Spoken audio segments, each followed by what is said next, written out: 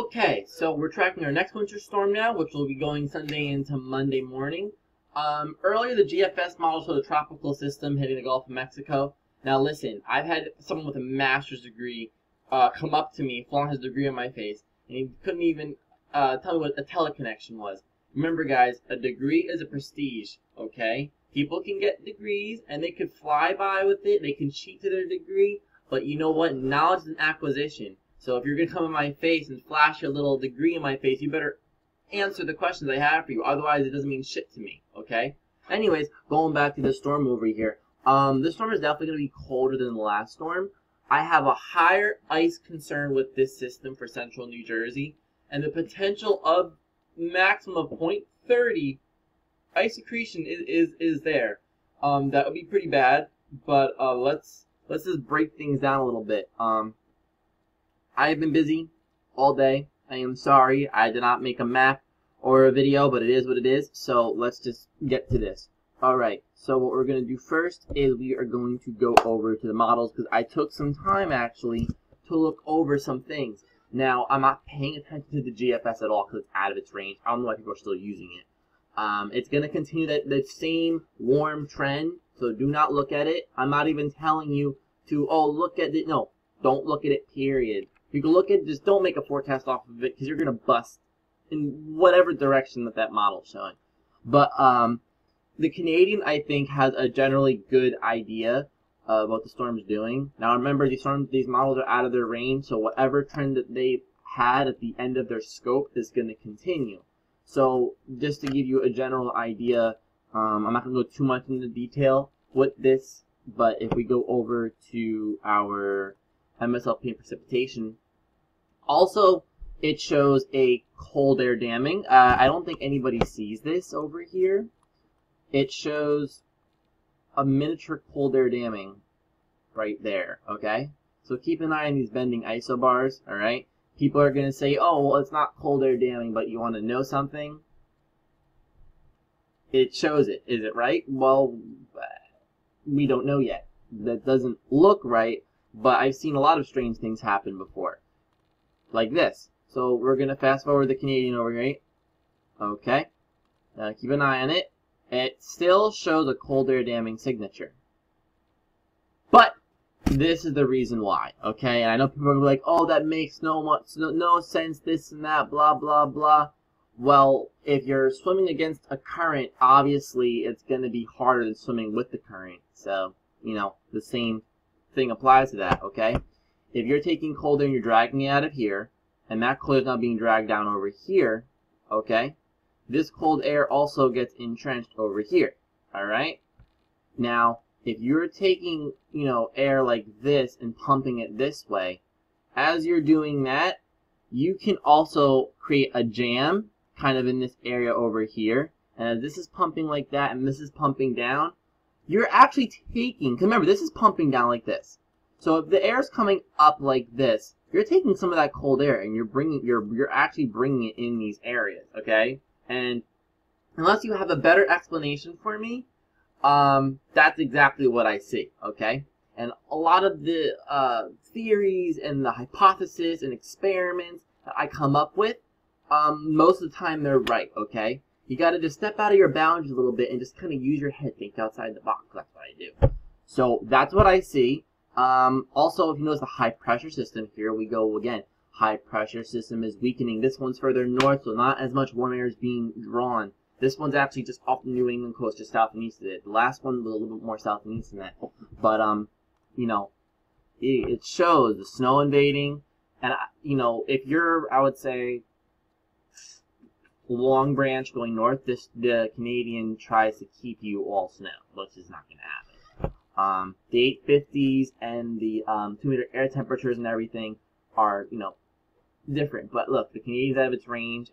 I mean, it's just going to continue its trend. I'm just showing you what the trend is getting stuck on. But, you look over here, overpowering high pressure systems, pumping that cold air in, pushing the storm east instead of going north and east. So, you know, the storm is going to be colder. It's going east. It's not cutting anywhere.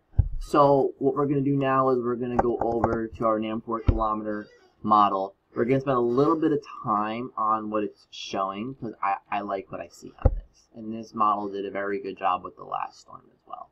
So I'm going to just go run by run over here where we can see what's going on. Okay. Pretty decently cold system. Very similar to the last storm, but this one's going to be colder. I'm pretty positive of it. You know, it's doing the same thing it did last time. A big snow bomb in southwestern Connecticut. More snow actually than the last system. More snow than in the last system. But you know, you got to take in every aspect and ratio you see. So, you know, dew point temperatures, guys, are also important, okay? Keep an eye on those dew point temperatures, right? Let's keep an eye in wherever you live.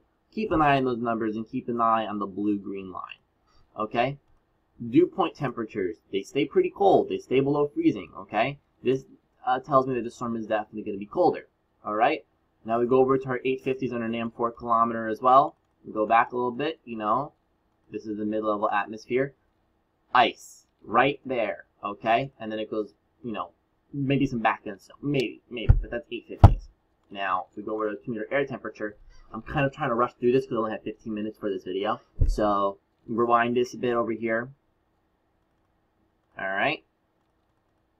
Focus on your location now. And you have a slight pocket of warm air, but by that time, the storm's pretty much out.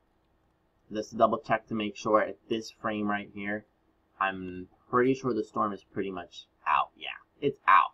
So, you know, the NAM is definitely leaning in a colder direction, which is really good. Not good exactly for central New Jersey, because I lost power last time because someone crashed their car into a pole and split it and damaged their car pretty badly. So we look over to our wharf ARW as well. Pretty much going over the same thing. I'm just going to go run for run. I'm just letting you guys watch what it's doing, and it's still not done yet. These models are actually very good at picking up band rates. So if you just, you know, look at all these oranges and like a red pushing into Long Island. Count that in. Okay? Not done running yet, but it gives you the general picture and idea. This is a cold dew point solution over here. Going over to our 850s, and it's not done yet, but it's actually a lot warmer at 850 millibars, which is telling me more ice. Because look at the freezing line down here where it goes towards the surface. Alright? I think we're squeezing enough time. Good, I hope so. 15 minutes isn't actually too much, not enough for me. So we go over to the radar MSLP on this one, and you know, it's a little bit more isolated with, you know, the yellow, but it's not until it gets to New England that it really starts getting going in southeastern New England. Go to rain and frozen precip, and this module, is just got a really nasty scenario for New Jersey. I mean, look at this. That's just, oh my god. Most of New Jersey is having icing problems. That's just terrible. You know, New Jersey has been getting whacked by ice. Just whacked by ice. Alright, so the storm is out of there. We check our dew point temperatures. Dew point temperatures are important, guys. Dew point temperatures are very, very important. So keep an eye on your dew points in your location as I run through over here. Cold. Alright, that is cold. Go over to our 850s as well. Keep an eye on your 850 millibars. Ice. Ice. Ice, ice, ice, ice, ice. New Jersey has seen way too many icing events, ice storms this year, but at least we're not Tennessee. I feel very bad for those people. Very, very, very bad for those people. 2 meter air temperature is actually pretty cold. So then we go to the last one, which is our RGM model. And I looked at the 500 millibar charts. I think this is going to be a system that's going to be more progressive than cutting. So we have that down right there in the pat, okay? So go over on the RGM and look at the rain, frozen precipitation. Go back over here, give you a general run through what's going on, okay? 15 minutes really honestly is not enough for me. It's just not enough. But look what it's doing. It really nukes Long Island, southern New England, southeastern New England, northern New Jersey. That has to do with banding. I think banding's going to probably set up in those areas. And that's why it's showing what it's showing. Go over to our 850 millibars, and we can see, 10 minutes already. 10 minutes in. Alright. Sunday. Okay, keep the eye on 850s, and it is a cold storm at 850 millibars. But, if you go over to our 2-meter air temperature, watch what happens. Cold air at the surface is trying to put up a fight, but does it win? Well, let's see over here at this range. Is the storm pretty much gone? Yes, it is. The storm is going to be a colder system. Now we're going to go over real quick with our teleconnections. Teleconnections, MJO. Hopefully I can squeeze this in my video. My map will be coming out right afterwards as well. Guys, if you have questions for me, okay, and they're in my videos, I'm going to direct you to my videos because I have too many questions and they're just the same questions over and over and over again. So clearly the cold air at this point is obviously retreating. So we have that down right over there. Alright, go over to our NAO real quick. Any kink at all? No. So let's check our PNA. And that thing is just dropping like a rock. So we go over to our MJO. And this thing, let me tell you about the MJO, is a sneaky thing. The sneaky thing. We're still spinning around in the circle of death right now. I know before it was showing 8, 1, 2, and whatnot. Now it's trying to go in 3, 4, 5. Look, I don't look past a certain point for a reason. Because look what it's doing. It goes, it's just stuck in the circle. It's just stuck in the circle. Alright, it's stuck in the circle. But if you look at these lines over here, this actually was the general idea yesterday. So I do think that the MJO is more likely to head in this territory than this. That's not to say it can't head in 3, but the odds favor more a 1, 2 than say 3, 4, or at least a weak 3 going on a 2. You know what I'm trying to say. So this is the end of my video, and my map should be out in the next 1 to 3 hours. Please go watch this video.